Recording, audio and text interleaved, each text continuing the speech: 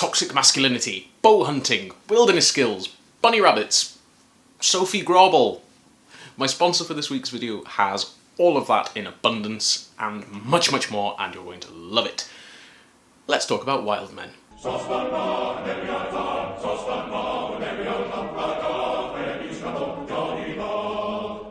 So this video is sponsored by the Danish independent dark comedy film Wild Men. It stars Rasmus Bjerg and Zaki Youssef, and I'm very privileged to have seen it for free because they sent me a copy. Thanks, guys. It also has one of my favourite actors in it, Sofie Gråbøl, and you remember her, she's from The Killing, you know, the one with the jumpers. That one. Yeah, I know, right? I feel cooler just by vague association. I was very pleased to be approached by the guys who've made the film. They've asked me to do a video that ties into it and into the major themes of it, and it just so happens that the themes kind of tie into a lot of the themes that I like to address in my videos anyway. Potential sponsors, take note. So this film is about an awful lot of things. It's about a huge number of different topics, as all the best independent Danish dark comedies set in the Norwegian forests are. It's about modern mental health struggles, it's about our toxic and sometimes self-destructive visions of masculinity, it's about bunny rabbits, it's about difficult family and relationship issues, and it's hardly about Vikings at all now that I think about it, but still, it's a damn good film. The main thrust of the film, which I'll try not to spoil because it's not out till May, is Martin's midlife crisis. He has grown sick of the modern world, the claustrophobia of work, the rat race, the stresses of everyday life, and he's decided to run away from his loving wife and kids in Denmark to go and find himself and live wild and free and ultra-manly and self-sufficient in some, frankly, breathtaking Norwegian scenery. I mean, look at it. Whoa. The only trouble is he's also accidentally run into a drug smuggler called Musa, who has broken his leg in a car crash, and he's also accidentally robbed a petrol station because wild men of the woods don't have credit cards on them. Duh. And the reason that I have accepted the sponsorship from this film, and like some of you guys know, I turned down an awful lot of them because they don't align with the channel's values, is because a lot of the themes of this movie really resonated with me. I am somebody who has hit his 30s and has tried and failed to make 9-to-5 jobs work for him, who has suffered numerous bouts of pretty bad mental health, who has frequently found himself thinking that he hasn't achieved enough and hasn't done enough and hasn't worked enough and hasn't made enough of himself, and very frequently thinks when he's in the forest round a campfire with his reenactment friends, hey, why don't I just jack this all in and do this full time?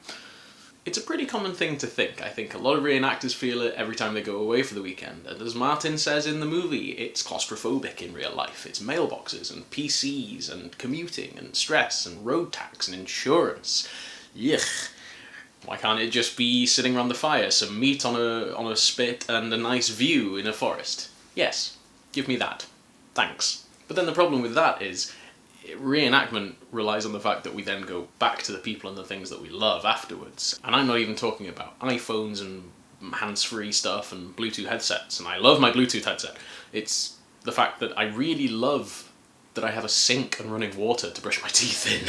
I really love the fact that I can just sit on a comfortable chair and eat my dinner in a warm room under a roof. I really like the idea that there are no flies and wild animals around to just steal my food or parts of my body whilst I'm trying to eat. And our ancestors, surprisingly to some, were pretty much on the same page as me there. A lot of people harken back to the Viking Age and to Old Norse people as these paragons of ultra-masculinity, and all they did was rough it in the woods and survive with a campfire and catch their own food. And that's complete nonsense.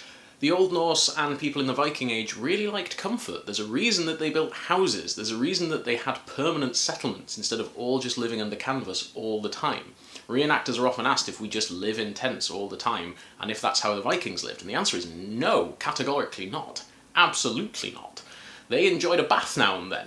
They liked to be comfortable. They liked to sleep in beds.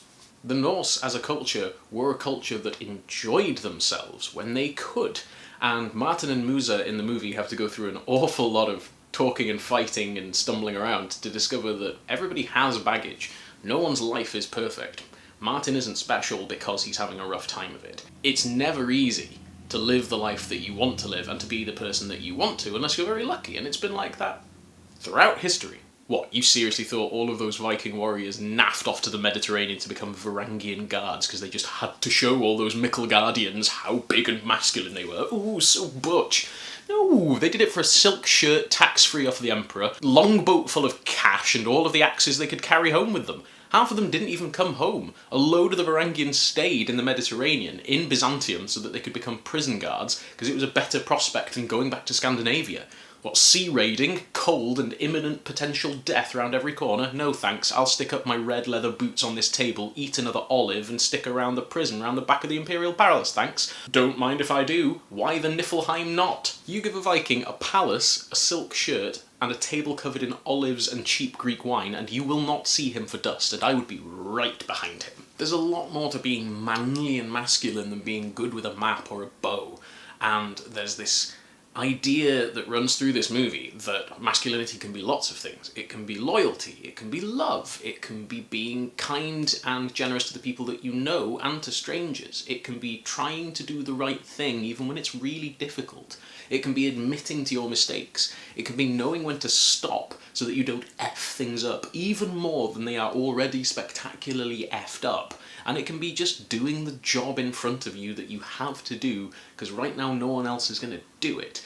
And it's kind of always been that way. We have written sources from the sagas that suggest that one of the worst things that a Norseman could do is be disloyal to his colleagues, his brothers-in-arms, his comrades, or his family.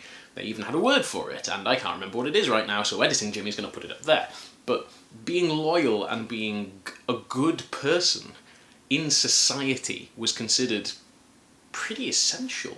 But this is a conversation. This whole thing is a conversation, and if you guys have ideas about any of the stuff that I'm saying right now in this video about masculinity and about the ideas of integrity and honesty and just being baseline good, being crucial in the Viking age and the medieval age and any other age to being a good man, you know, start the conversation in the comments section. We love conversations here. Start having a chat. Go. Now. Do it.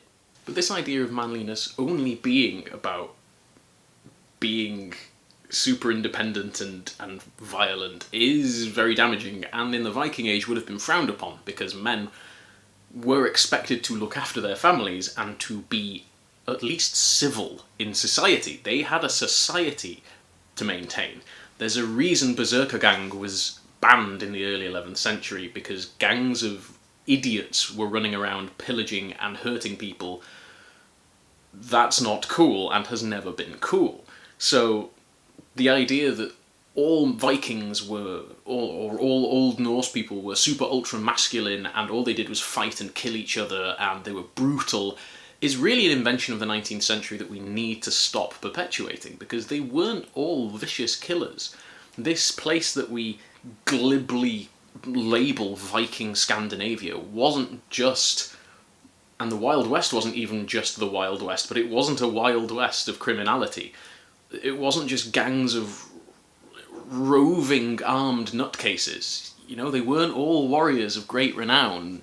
They were weavers, they were jewelers, they were poets, they were woodworkers, cabinet makers, embroiderers. They didn't all spend their time wielding blood-soaked weaponry and raiding in longships. Not just doing that, they were making beautiful things. They were master craftsmen who were respected as much as warriors for the mastery of their craft. They made things that people gasped at and hugged the person who gave it to them.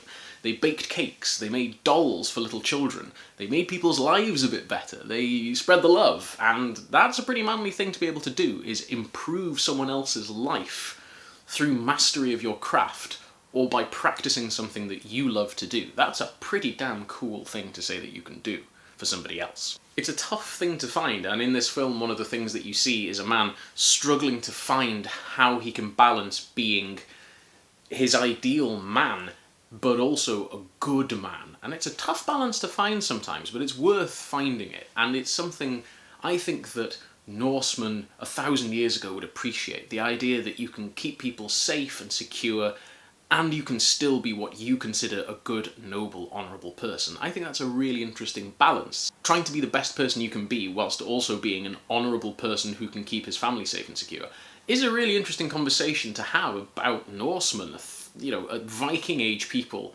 having those deep kinds of conversations, because they did. This isn't a new problem. We have examples of law books from slightly after the Viking age that go into great detail about the responsibilities of men in their households, how they should be keeping their families safe, how they should be respecting their wives and keeping their kids secure, how they should be doing their jobs and being truthful and being honest. In the sagas we have examples of stories that seem to have been passed down to tell people, don't just be a violent idiot, like these berserkers. Like, don't be a berserker because berserkers sucked and there's a reason they were banned. Be a good human being. Be a baseline decent person. Build from there.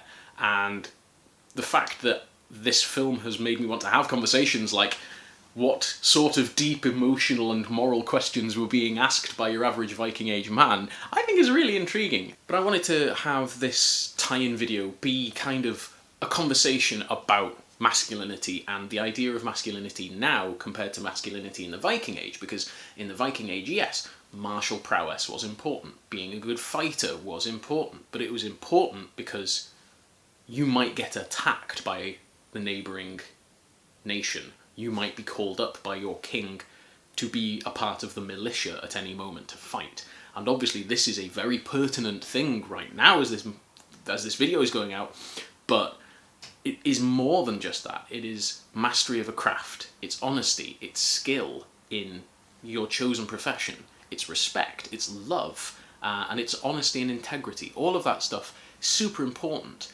Just as important as being good with a sword or being able to hunt with a bow and arrow in terms of being a good and honest human being. Unless you live out in the forests and are fully alone and only have a bow and arrow, but in which case, how the hell are you watching a YouTube video? And because I know you guys have been waiting for it, yes, Martin is wearing skins and equipment that is much more reminiscent of the Neolithic than of the Viking Age, and the only decent Viking Age clothing in the entire movie is from the reenactors, who are background artists. There. Are you happy now, you vultures? Anyway, go and watch the film, Wild Men. It's out on May the 6th. There's going to be a code in the description for you guys to go and watch it. I thoroughly enjoyed it. I genuinely thoroughly enjoyed the movie. And I'm sure a good chunk of you guys will too. Not just because Sofie Gråbøl's in it, but, you know, it helps. Thank you ever so much for watching. Diolch yn fawr iawn am ymuno. I really hope you enjoyed having this little conversation with me. Please, if you guys have any other ideas about masculinity as it may have been in the Viking Age, do drop a comment in. We like to start conversations here. So, tan y tro nesa, till the next time, hwyl am y tro. Bye for now.